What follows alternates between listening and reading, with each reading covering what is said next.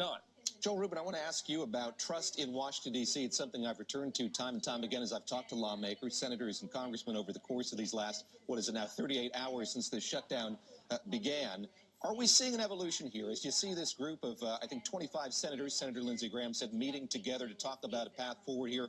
Are we getting past the initial stages of that blame game, which I guess you could say began even before the shutdown started?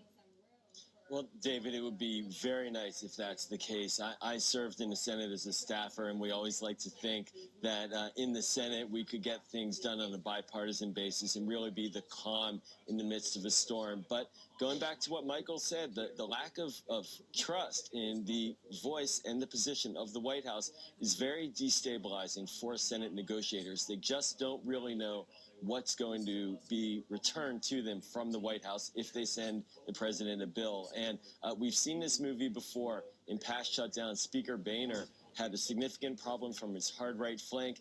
It's now inside the White House with Stephen Miller and the Chief of Staff, John Kelly. They are undermining the president's ability to be clear with the Senate and other leaders on Capitol Hill. So, yes, hopefully the Senate can do this, but that doesn't mean it will be resolved.